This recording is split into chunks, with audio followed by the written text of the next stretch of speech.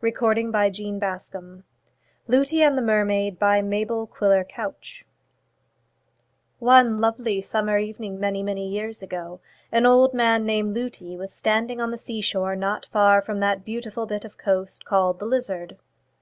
On the edge of the cliff above him stood a small farm, and here he lived, spending his time between farming, fishing, and, we must admit it, smuggling too, whenever he got a chance. This summer evening he had finished his day's work early, and while waiting for his supper he strolled along the sands a little way, to see if there was any wreckage to be seen, for it was long since he had had any luck in that way, and he was very much put out about it.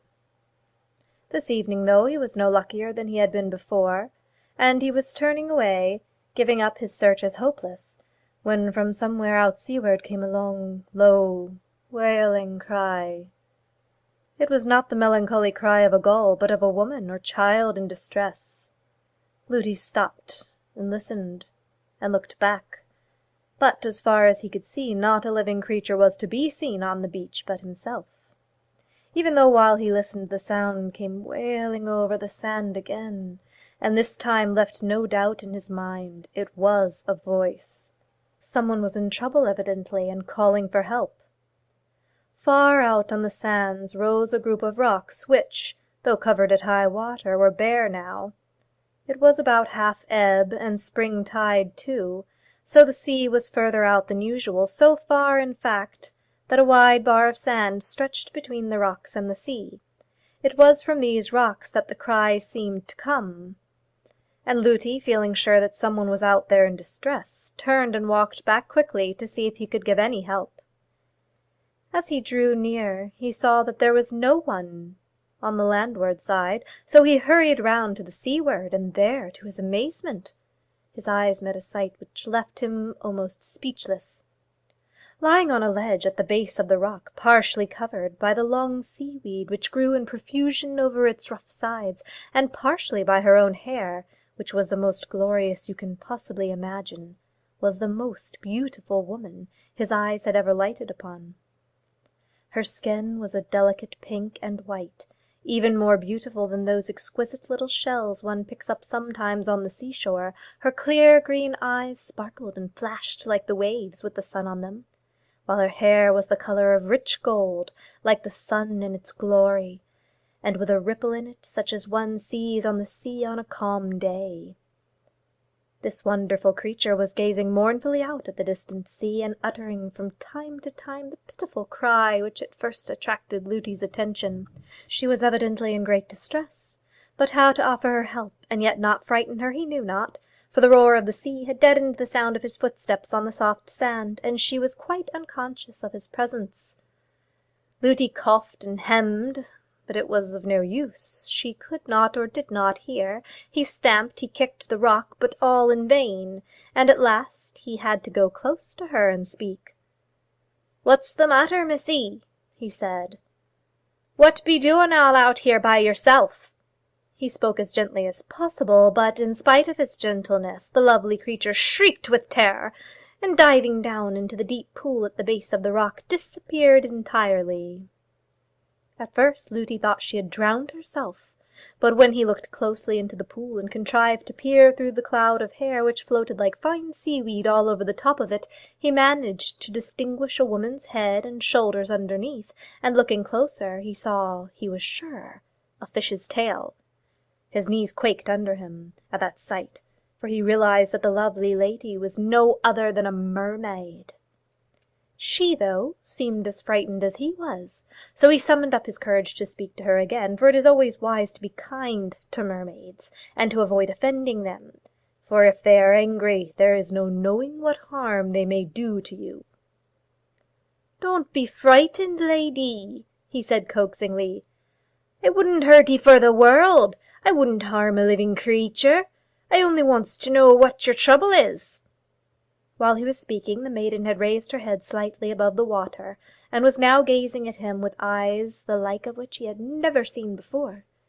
"I hopes she understands Cornish," he added to himself, "for 'tis the only language I'm fluent in." "Beautiful sir," she replied in answer to his thoughts. "We sea folk can understand all languages, for we visit the coast of every land, and all the tribes of the world sail over our kingdom, and oft-times come down through the waters to our home. The greatest kindness you can do me is to go away. You are accustomed to women who walk covered with silks and laces. We could not wear such in our world, sporting in the waves, swimming into caverns, clambering into sunken ships. You cannot realize our free and untrammelled existence." "Now, my lovely lady," said old Lutey, who did not understand half of what she was saying, "don't 'ee think anything about such trifles, but stop your tears and tell me what I can do for 'ee. For sure I can help 'ee somehow. Tell me how you comed here, and where you wants to get to." So the fair creature floated higher in the water, and gradually growing braver, she presently climbed up and perched herself on the rock where Lutey had first seen her. Her long hair fell about her like a glorious mantle, and she needed no other, for it quite covered her. Holding in her hand her comb and mirror, and glancing from time to time at the latter, she told the old man her story. "Only a few hours ago," she said sadly, "I was sporting about with my husband and children, as happy as a mermaiden could be. At length, growing weary, we all retired to rest in one of the caverns at Kynance, and there on a soft couch of seaweed my husband laid himself down to sleep. The children went off to play, and I was left alone. For some time I watched the crabs playing in the water, or the tiny fish at the bottom of the pools, but the sweet scent of flowers came to me from the gardens of your world, borne on the light breeze, and I felt I must go and see what these flowers were like, whose breath was so beautiful, for we have nothing like it in our dominions. Exquisite sea plants we have, but they have no sweet perfume. Seeing that my husband was asleep, and the children quite happy and safe, I swam off to this shore. But when here I found I could not get near the flowers. I could see them on the tops of the cliffs far, far beyond my reach, so I thought I would rest here for a time and dress my hair, while breathing in their sweetness. I sat on, dreaming of your world, and trying to picture to myself what it was like, until I awoke with a start to find the tide far out beyond the bar. I was so frightened I screamed to my husband to come and help me, but even if he heard me he could not get to me over that sandy ridge, and if he wakes before I am back and misses me, he will be so angry, for he is very jealous. He will be hungry too, and if he finds no supper prepared he will eat some of the children." "Oh, my dear!" cried Lutey, quite horrified. "He surely wouldn't never do such a dreadful thing." "Ah, you do not know mermen," she said sorrowfully. "They are such gluttons, and will gobble up their children in a moment if their meals are a little late. Scores of my children have been taken from me." "That is how it is," she explained, "that you do not oftener see us sea folk. Poor children! They never learn wisdom. Directly their father begins to whistle or sing, they crowd about him, they are so fond of music, and he gets them to come and kiss his cheek or whisper in his ear. Then he opens wide his mouth, and in they go. Oh dear, what shall I do? I have only 10 little ones left, and they will all be gone if I don't get home before he wakes." "Don't 'ee take on so, my dear. The tide will soon be in, and then you can float off as quick as you like." "Oh, but I cannot wait," she cried, tears running down her cheeks. "Beautiful mortal, help me. Carry me out to sea. Give me your aid for 10 minutes only, and I will make you rich and glorious for life. Ask of me anything you want, and it shall be yours." Lutey was so enthralled by the loveliness of the mermaid that he stood gazing at her lost in wonder. Her voice, which sounded like a gentle murmuring stream, was to him the most lovely music he had ever heard. He was so fascinated that he would have done anything she asked him. He stooped to pick her up. "First of all, take this," she said, giving him her pearl comb. Take this to prove to you that you have not been dreaming, gentle stranger, and that I will do for you what I have said. When you want me, comb the sea 3 times with this, and call me by my name, Morwena, and I will come to you. Now take me to the sea." Stooping again, he picked her up in his arms. She clung tightly to him, twining her long cool arms round his neck until he felt half suffocated. "Tell me your wishes," she said sweetly as they went along. "You shall have 3. Riches will of course be one." "No, lady," said Lutey thoughtfully. "I don't know that I'm so set on getting gold. But I'll tell you what I should like. I'd dearly love to be able to remove the spells of the witches, to have power over the spirits, to make them tell me all I want to know. And I'd like to be able to cure diseases." "You are the first unselfish man I have met," cried the mermaid admiringly. "You shall have your wishes, and in addition I promise you as a reward that your family shall never come to want." In a state of great delight, Lutey trudged on with his lovely burthen, while she chatted gaily to him of her home, of the marvels and the riches of the sea, and the world that lay beneath it. "Come with me, noble youth," she cried. "Come with me to our caves and palaces. There are riches, beauty, and everything a mortal can want. Our homes are magnificent. The roofs are covered with diamonds and other gems, so that it is ever light and sparkling. The walls are of amber and coral. Your floors are of rough, ugly rocks. Ours are of mother of pearl. For statuary, we have the bodies of earth's most beautiful sons and daughters, who come to us in ships sent by the king of the storms. We embalm them, so that they look more lovely even than in life, with their eyes still sparkling, their lips of ruby red, and the delicate pink of the seashell in their cheeks.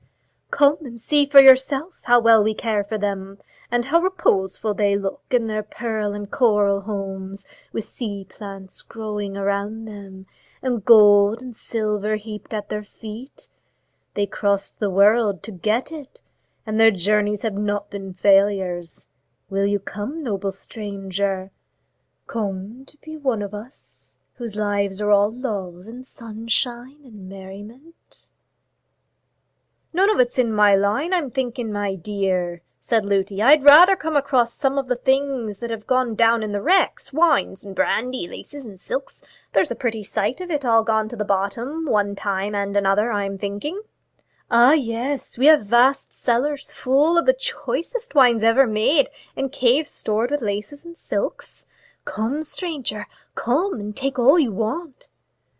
"Well," answered the old smuggler, who was thinking what a fine trade he could do if only he could reach those caves and cellars, "I must say I'd like to, 'tis very tempting.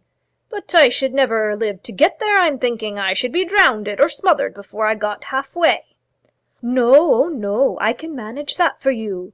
I will make 2 slits under your chin. Your lovely countenance will not suffer, for your beard will hide them. Such a pair of gills is all you want, so do not fear. Do not leave me, generous-hearted youth. Come to the mermaid's home." They were in the sea by this time, and the breakers they wanted to reach were not far off. Lutey felt strangely tempted to go with this siren. Her flashing green eyes had utterly bewitched him by this time, and her promises had turned his head. She saw that he was almost consenting, almost in her power. She clasped her long, wet, thinny fingers more closely round his neck, and pressed her cool lips to his cheeks. Another instant, and Lutey would have gone to his doom. But at that moment there came from the shore the sound of a dog barking as though in distress. It was the barking of Lutey's own dog, a great favourite with its master. Lutey turned to look. At the edge of the water the poor creature stood, evidently frantic to follow its master. It dashed into the sea and out again, struggling, panting. Beyond, on the cliff, stood his home, the windows flaming against the sun, his garden and the country round looking green and beautiful. The smoke was rising from his chimney. Ah, his supper! The thought of his nice hot meal broke the spell, and he saw his danger. "Let me go! Let me go!" he shrieked, trying to lower the mermaid to the ground. She only clung the more tightly to him. He felt a sudden fear and loathing of the creature with the scaly body and fish's tail. Her green eyes no longer fascinated him. He remembered all the tales he had heard of the power of mermaids and their wickedness, and grew more and more terrified. "Let me go!" he yelled again. "Unwind your ghastly great tail from about my legs, and your skinny fingers from off my throat, or I'll kill you!" And with the same he whipped his big clasp knife from his pocket. As the steel flashed before the mermaid's eyes, she slipped from him and swam slowly away. But as she went she sang, and the words floated back to Lutey mournfully yet threateningly. "Farewell, farewell, for 9 long years. Then, my love, I will come again. Mine, mine, for ever mine." Poor Lutey, greatly relieved to see her disappear beneath the waves, turned and waded slowly back to land. But so shaken and upset was he by all that had happened, that it was almost more than he could accomplish. On reaching the shore, he just managed to scramble to the shed where he kept many of the treasures he had smuggled from time to time, but having reached it he dropped down in a deep, overpowering sleep. Poor old Aunt Betty Lutey was in a dreadful state of mind when supper time came and went and her husband had not returned. He had never missed it before. All through the night she watched anxiously for him, but when breakfast time came and there was still no sign of him, she could not rest at home another minute, and started right away in search of him. She did not have to search far, though. Outside the door of the shed she found the dog lying sleeping, and as the dog was seldom seen far from his master, she thought she would search the shed first, and there, of course, she found her husband. He was still sound asleep, and Betty, vexed at once at having been frightened for nothing, shook him none too gently. "Here, Lutey, get up to once, do you hear?" she cried crossly. "Why ever didn't he come in to supper? Such a beautiful bit of roast as I'd got, too! Where have ye been? What have ye been doing? What have ye been sleeping here for?" Lutey raised himself into a sitting position. "Who are you?" he shouted. "Are you the beautiful maiden come for me? Are you Morwenna? What are you talking about? You haven't called me beautiful for the last 30 years, and I ain't called Morwenna. I'm Aunt Betty Lutey, your own lawful wife, and if you don't know me, you must be gone clean out of your mind." "Aunt Betty Lutey," said the old man solemnly, "if you're my lawful wife, you've had a narrow escape this night of being left a widow woman, and you may be thankful you've ever set eyes on me again." "Come in and have some breakfast," said Aunt Betty Lutey sternly, "and if you ain't better, then I'll send for the doctor. It's my belief your brain is turned." Lutey got up obediently and went in to his breakfast. Indeed, he was glad enough of it, for he was light-headed from want of food. His breakfast did him good. Before he had finished it, he was able to tell his wife about his adventure the night before, and he told it so gravely and sensibly that Aunt Betty believed every word of it, and no longer thought his brain was turned.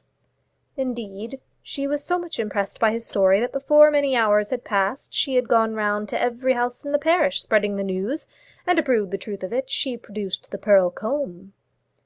Then, oh dear, the gossiping that went on. It really was dreadful. The women neglected their homes, their children, and everything else for the whole of that week, and for months after old Lutey was besieged by all the sick and sorry for miles and miles around, who came to him to be cured. He did such a big business in healing people that not a doctor for miles round could earn a living. Everyone went to old Lutey, and when it was found that he had power over witchcraft, too, he became the most important man in the whole country. Lutey had been so rude and rough to the mermaiden when he parted from her that no one would have been surprised if she had avenged herself on him somehow, and punished him severely. But no, she was true to all her promises. He got all his wishes, and neither he nor his descendants have ever come to want. Better far, though, would it have been for him had it been otherwise, for he paid dearly enough for his wishes in the end. 9 years from that very time, on a calm, moonlit night, Lutey, forgetting all about the mermaid and her threats, arranged to go out with a friend to do a little fishing. There was not a breath of wind stirring, and the sea was like glass, so that a sail was useless, and they had to take to the oars. Suddenly, though, without any puff of wind, or anything else to cause it, The sea rose round the boat in one huge wave, covered with a thick crest of foam, and in the midst of the foam was Morwenna. Morwenna, as lovely as ever, her arms outstretched, her clear green eyes fixed steadily, triumphantly on Lutey. She did not open her lips or make a sign. She only gazed and gazed at her victim. For a moment he looked at her as though bewildered. Then, like one bereft of his senses by some spell, he rose in the boat and turned his face towards the open sea. "My time is come," he said solemnly and sadly, and without another word to his frightened companion, he sprang out of the boat and joined the mermaid. For a yard or two they swam in silence side by side, then disappeared beneath the waves, and the sea was as smooth again as though nothing had happened. From that moment poor Lutey has never been seen, nor has his body been found. Probably he now forms one of the pieces of statuary so prized by the mermaiden, and stands decked with sea blossoms, with gold heaped at his feet. Or, maybe, with a pair of gills slit under his chin, he swims about in their beautiful palaces and revels in the cellars of shipwrecked wines. The misfortunes to his family did not end, though, with Lutey's disappearance, for, no matter how careful they are, how far they live from the sea, or what precautions they take to protect themselves, every 9th year one of old Lutey's descendants is claimed by the sea. End of Lutey and the Mermaid. Recording by Jean Bascom, Potomac, Maryland.